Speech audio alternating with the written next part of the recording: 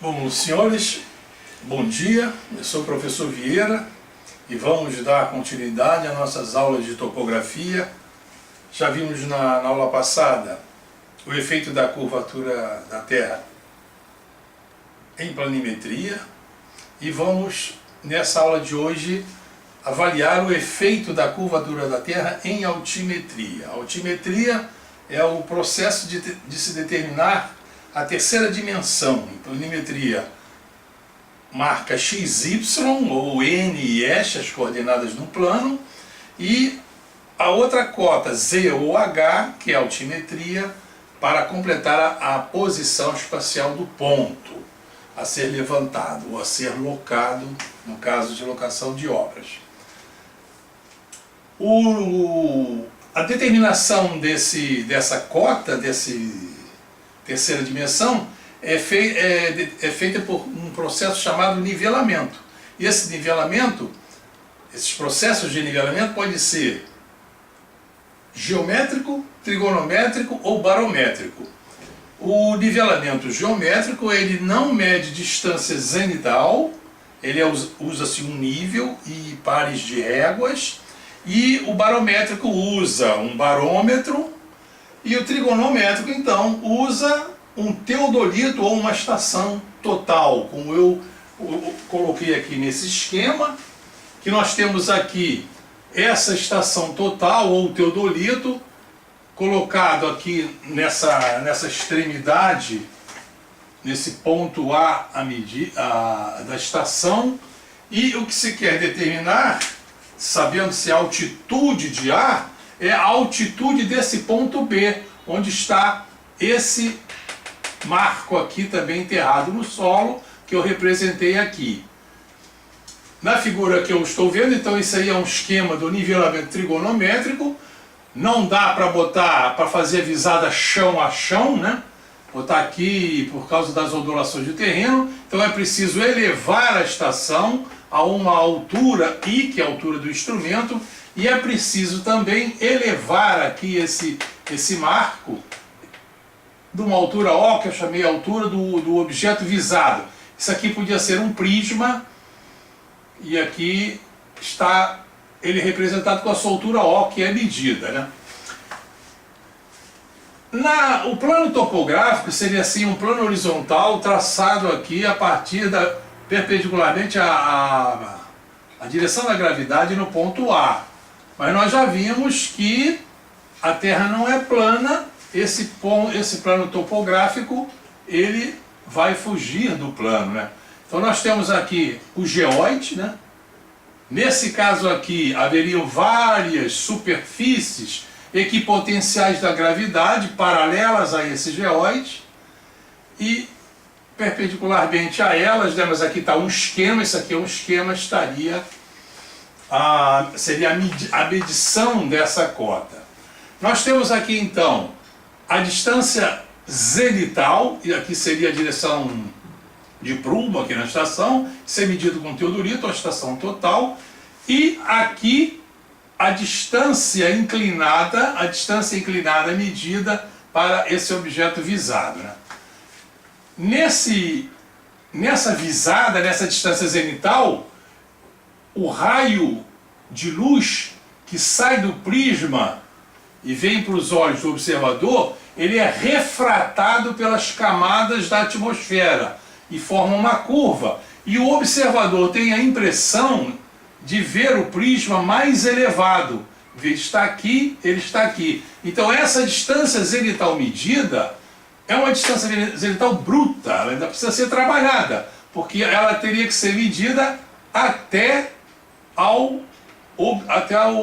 ponta do prisma, e não até aqui. Ela está curta, nesse caso, que considera-se essas camadas sendo a menos densa em cima e as mais densas embaixo. Então a curvatura do raio luminoso fica voltada para a camada mais densa, pela lei de Snell, né? Esse que eu representei aqui, que é o quanto aqui o geóide se afasta do plano topográfico, esse é o efeito da curvatura da Terra em planimetria. É o objeto da aula de hoje. esse efeito da curvatura da Terra, ele é atenuado, ele é minimizado, né? Ele é diminuído o seu efeito com esse efeito da refração atmosférica do raio D. Vamos determinar aqui como seria esse desnível aqui, por exemplo. Então reparem aqui o seguinte, se nós daquele segmento delta minúsculo H, que vem daqui até aqui. Se nós subtrairmos o efeito da refração, a cota, né, essa diferença aqui de nível parcial, já é diminuída. Então, se tirarmos esse efeito da refração, se nós tirarmos ainda, subtrairmos a altura do objeto visado, então ela já vem aqui para o topo do marco, menos O, altura do objeto visado. Estamos até aqui. Se nós, já estamos com esse delta K aqui, se nós somarmos essa altura do instrumento, né, essa reta é paralela a essa, nós já vamos chegar no plano topográfico. Então, mais a altura do instrumento, altura topográfica. E para ter esse ΔH, chegar no geode, né, que é em relação ao geode, nós temos que somar o efeito da curvatura da Terra. Então, essa expressão aqui, ela fica sendo aquela diferença de altitudes, a diferença de altitude entre o ponto A e o ponto B, por exemplo, está aqui o ponto B, seria essa diferença de altitude. Então, nessa diferença de altitude, nós estamos vendo que entra esse ΔH, nós estamos vendo aqui que entra essa altitude parcial, mais O menos I menos, peraí, vamos agrupar aqui, mais I menos O mais menos R. Então, agrupando aqui, ó. Então, isso daqui, então, é o efeito da refração atmosférica. Esse aqui é o efeito da curvatura da Terra.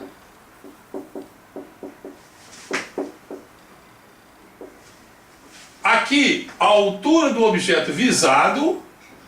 Aqui, a altura do instrumento. E esse ΔH, ele é desse triângulo retângulo que nós estamos vendo aqui, ó. Triângulo retângulo aqui. Esse triângulo retângulo que vai daqui do centro óptico da estação total ou do teodolito até lá a visada aparente, até aqui, é o cateto oposto, que tem como hipotenusa essa distância inclinada, e tem, então, esse ΔH esse ângulo aqui também é Z, o que são ângulos alternos internos, então esse ΔH é o D cosseno de Z. Essa distância zenital Z, como eu já falei, é a distância bruta. Essa distância inclinada é medida com um distanciômetro eletrônico.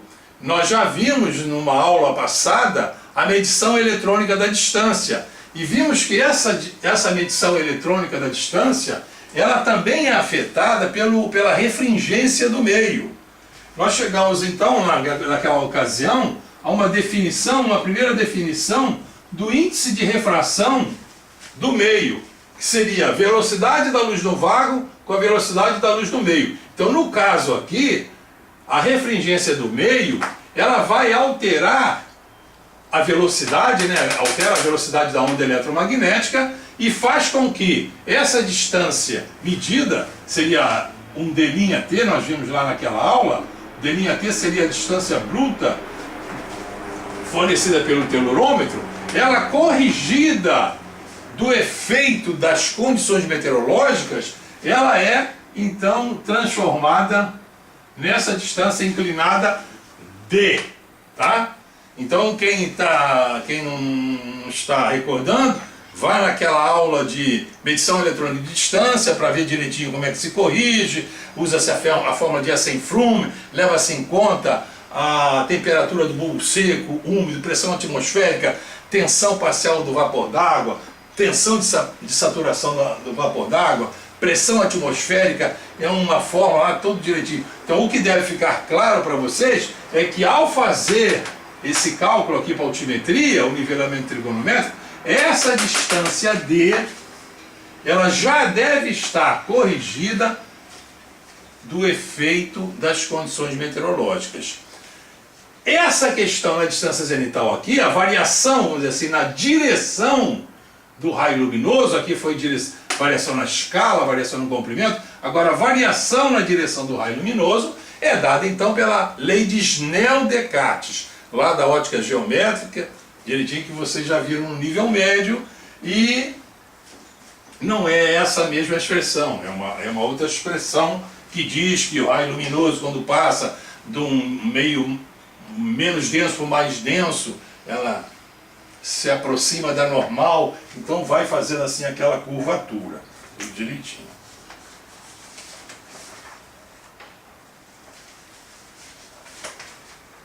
Vamos então agora, aqui na nossa aula, calcular o efeito da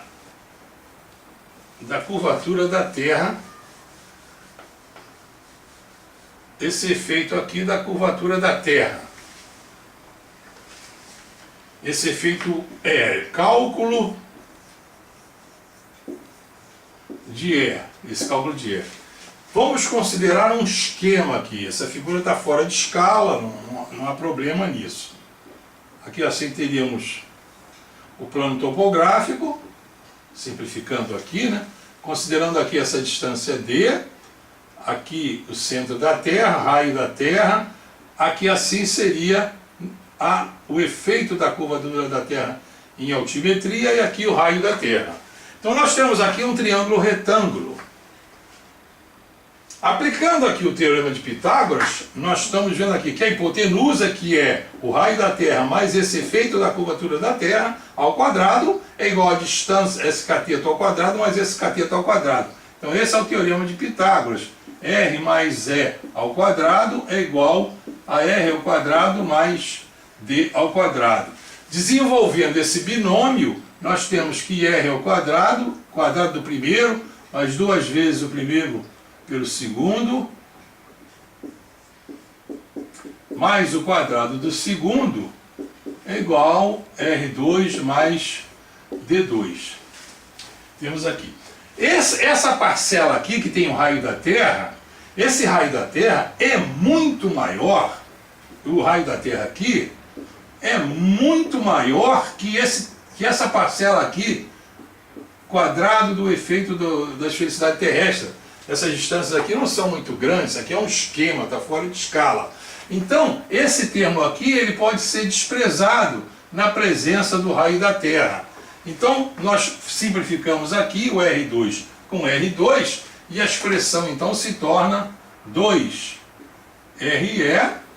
igual a D2, onde o efeito da curvatura da Terra será igual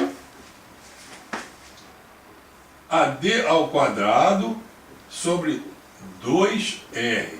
Esse é o efeito da curvatura da Terra. Então ela varia com o quadrado da distância. Direitinho. Pronto. Analogamente ao cálculo da curvatura da Terra, vamos fazer o cálculo do efeito da refração. Seria o mesmo esquema, o mesmo raciocínio. Seria o mesmo raciocínio. Então aqui é como se fosse assim, por exemplo, eu vou até apelar aqui para essa figura, como se nós estivéssemos aqui, ó, imagina só, alguma coisa assim, ó. aqui seria um arco, né? O raio luminoso seria um arco, aqui seria o centro. Esse raio aqui, Rho, letra grega, Rho, não sei se verde fica bem explicado, ou está em preto, Rho, letra grega. Então isso aqui seria um círculo osculador, a trajetória curva do raio luminoso. Então, fazendo-se o mesmo esquema, aquele esqueminha que fizemos aqui, faríamos aqui o desenho daquele círculo, cujo raio é Rho,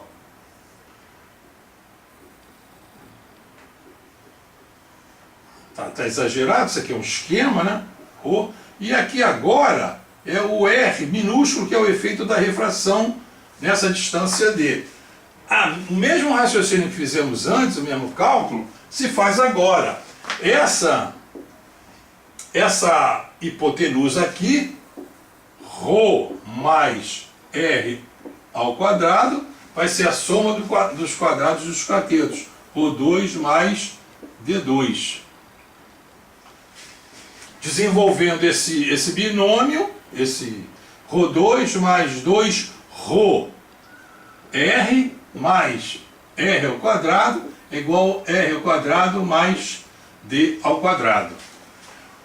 Analogamente a simplificação que fizemos antes, esse efeito da curvatura da Terra, na presença desse raio do círculo, do raio luminoso ali, do círculo osculador, é muito grande. Então isso aqui é praticamente zero, podemos desprezar.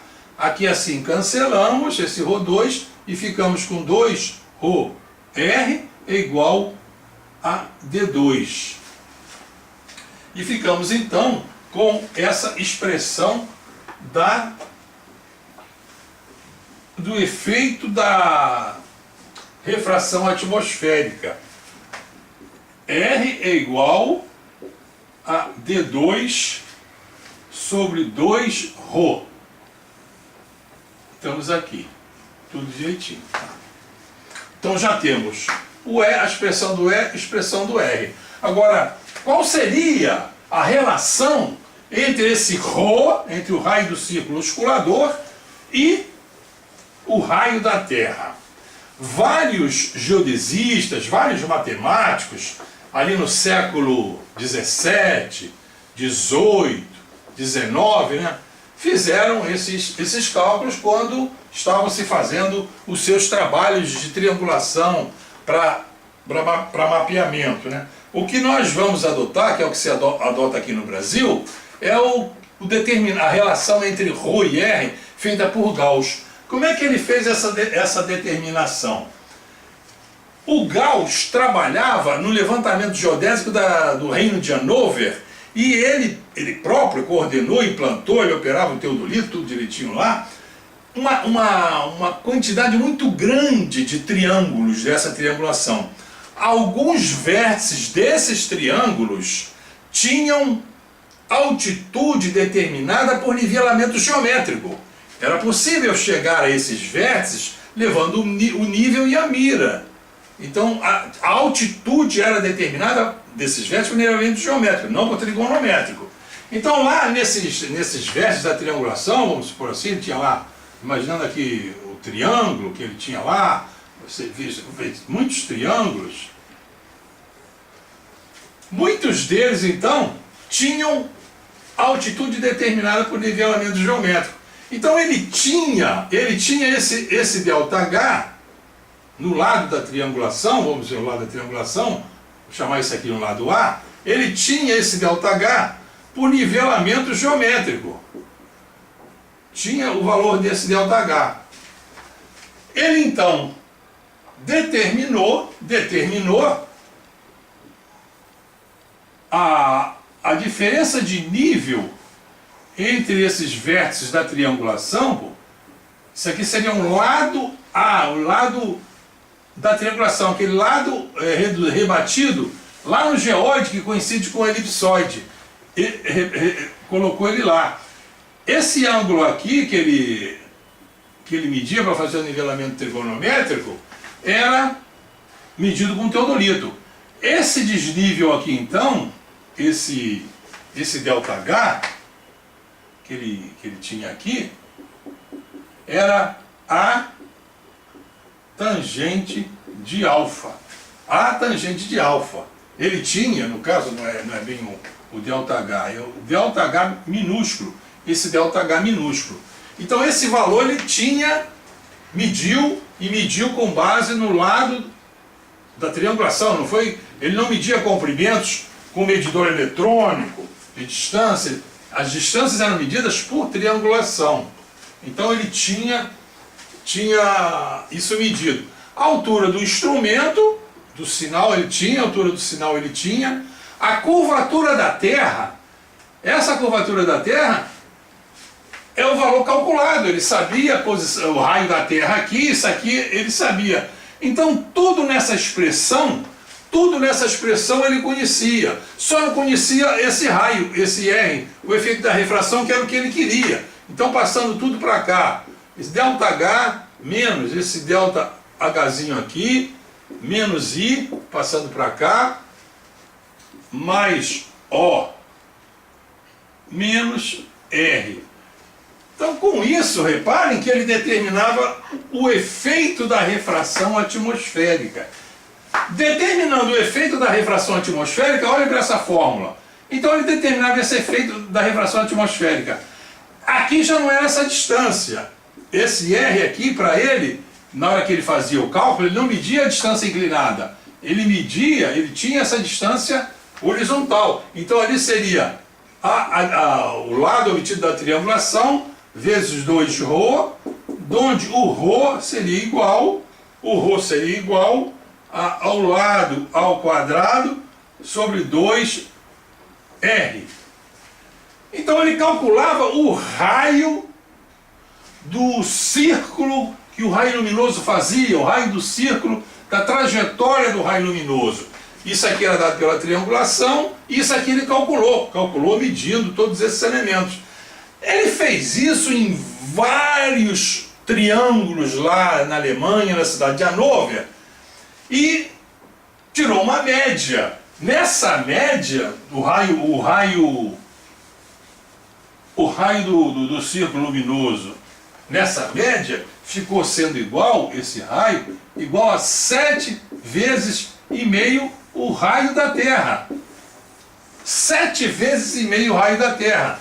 Reparem que o raio sendo maior, né, a curvatura é menor. Então o efeito da refração é menor do que o efeito da esfericidade, porque a curvatura é menor.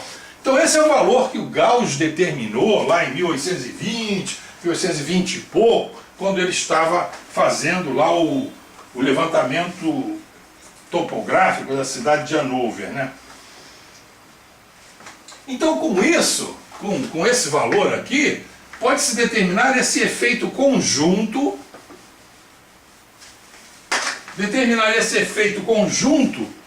de ER, efeito conjunto da curvatura da Terra e da refração, efeito conjunto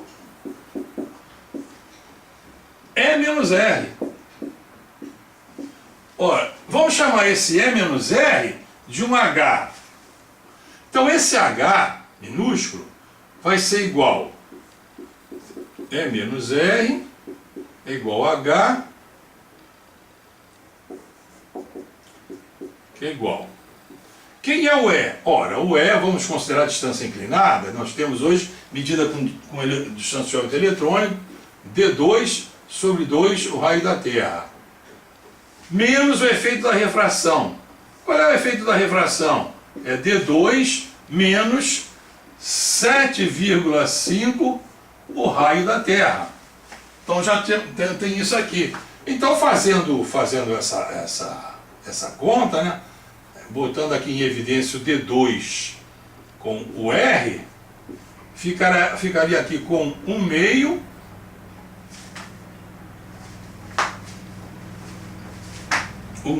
menos 1 por 2R aqui, por exemplo, desculpa, aqui o 2R é 2ρ, isso aqui vezes 2, que é 2, isso aqui é o ρ, 2 vezes 2, Então 2 vezes 7,5 dá 13. Dá 15, eu dei uma bobeada aqui. 15.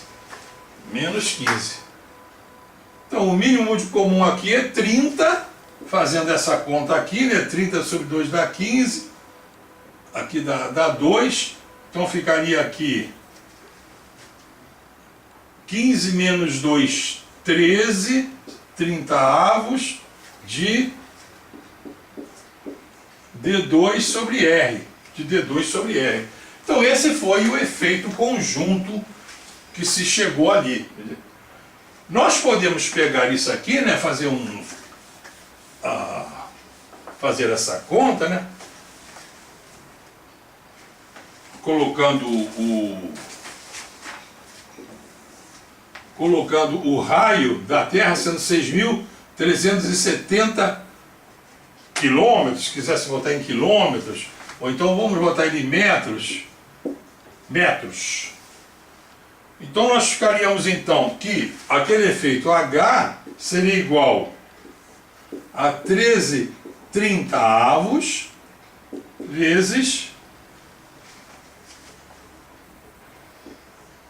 D2 sobre 6.370 metros, 1.000 metros. Ora, fazendo essa conta aqui, isso é constante, fica H igual 0,0682 vezes 10 a menos 6, botar em notação científica, D2 metros. Então essa é a expressão que dá o efeito conjunto aqui da refração das felicidades. Isso, se quiser botar em metros, né? Se quiser considerar D em quilômetros, se nós quiséssemos considerar D em quilômetros, o quilômetro tem 1.000 metros, né? A distância em quilômetros ficaria 0,0682 vezes 10 a menos 6 vezes esse D2, que seria 10 a 3 D ao quadrado. O resultado aqui sairia em metros, mas esse D aqui em quilômetros. O D em quilômetros aqui passa para metro, o resultado sai em metro. Então essa altura aqui, esse desnível, aqui daria 10 a sexta, cairia com esse 10 a sexta, ó, 10 ao cubo, então ficaria H 0,0682 D em quilômetro, entraria esse D em quilômetro ao quadrado, o número D em quilômetro ao quadrado, e a resposta seria em metros. Pronto. Então reparem que imagina aqui para um quilômetro, para uma distância de 1 quilômetro, aqui, em quilômetro, 1 ao quadrado é 1. 1 quilômetro, ficaríamos aqui com praticamente 7 centímetros. Né? Para 1 quilômetro, D igual a 1 quilômetro, implicaria num H igual a 0,068, que seria 7 centímetros. Tudo direitinho. Então isso aqui já é o efeito conjunto. Essa questão, né, de colocar aqui essa precisão, isso vale a pena falar alguma coisa sobre a precisão dos nivelamentos. Nessa parte aqui do nivelamento trigonométrico, vou botar aqui precisão dos nivelamentos. O nivelamento trigonométrico, no nivelamento trigonométrico, por exemplo, nós temos assim imagina que já calculássemos um desnível que desse 36 metros, 340, 34 metros, por exemplo, né? Metros. No nivelamento trigonométrico, o centímetro, esse centímetro aqui, o centímetro, é duvidoso. Ele é um algarismo significativo, mas é duvidoso. Repare que a altura do instrumento a altura do instrumento é lá dado em centímetros, do sinal, esse cálculo da refração e tal são valores aproximados, que essa curvatura varia muito, né? Esse raio de curvatura do raio luminoso, ele varia durante o dia.